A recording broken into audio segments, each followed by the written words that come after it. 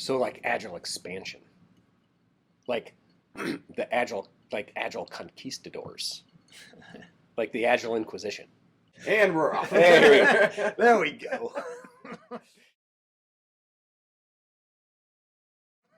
So we're okay. I have to do a webinar in March next month. In it, we're going to talk about not just like the barriers that everybody talks about, like the things that prevent us from scaling Agile in large organizations, but the things that those hidden gotchas, the things that are you're never going to see, but they're there. They're always there. And I want to go back a sentence and say what I said was, when trying to scale Agile in large organizations, not that I should have to say this, but it's weird sometimes I do, because you shouldn't in smaller organizations. The only reason that this is even a thing is because it works in smaller organizations. It's not even a question. The scaling is like, how do we get that goodness from the smaller organization to make so that it looks like that here in this 40,000 person operation? And I know that we've got some varying opinions here, and I'm just trying to stoke a fight. Nice. Yeah. So let's just start with experiences. Where has it worked and where hasn't it worked? I have yet to be a part of a scaled implementation that I would say has really worked if they're trying to scale practices and ownership. And what I mean by that is I think you can scale culture pretty well if you're really intentional about it. But when we're going to have what works for this team and all the other teams are going to do it as well. Or even worse, we're going to decide what works for these teams and then tell all the teams to do it. I feel like that robs teams of the autonomy that they need to actually first figure out what works for them. So culture, seeing it scale very well, and culture is a big part of Agile. But the idea that you can pick one set of practices and have everyone do them and get the same outcome,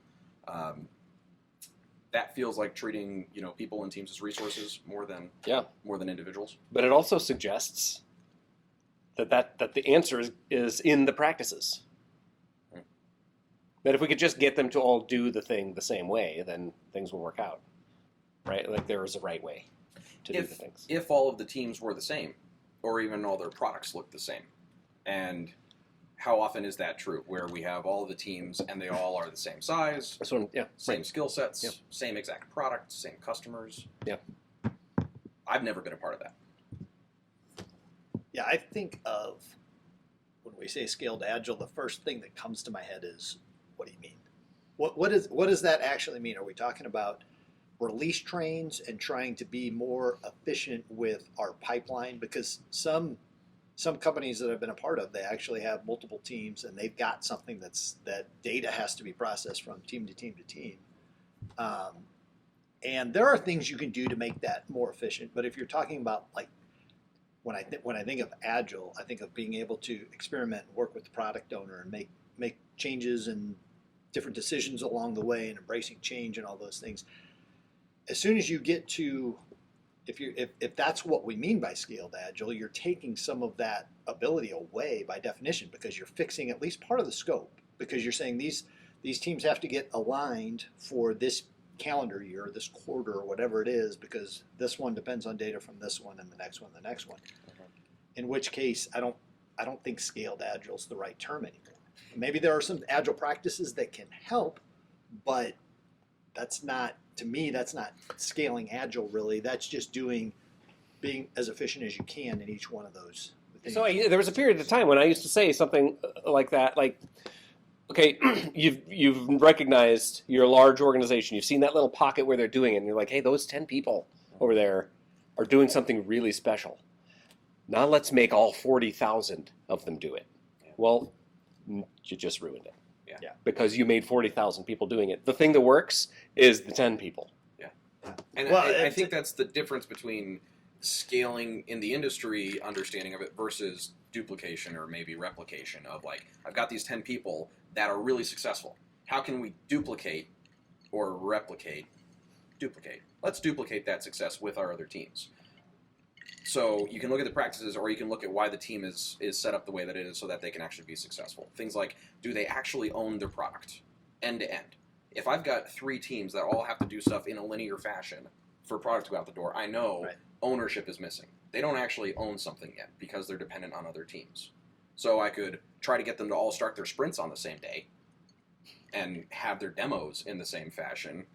I'm scaling practices there. Am I actually solving the root problem, though? Well, who is that good for? Yeah, and that's where I get to. That's not scaling Agile. That's being more effective as a larger organization. But you're taking away some of the freedom on purpose, and maybe for good reasons, by saying, you have to do this on this day, and this team depends. You have to work together on these, API contracts or whatever for the new stuff. That's okay. I wouldn't call it scaled Agile. I think it's still good to if this 10-person team got benefit out of using Agile practices, great. This is going to hurt a little bit because I have to agree with James. If you take exactly that though and say all the other 10-person teams now have to fit, they have to do Agile and they have to do these things and they have to. Maybe you want to have sprints begin and end on the same day or similar days, but if you're so you can line up things that the teams have to deliver on. But if you're doing it only because this team went Wednesday to Tuesday and therefore everybody has to go Wednesday to Tuesday because that's what success looks like, you missed the point, right? Exactly. Yeah.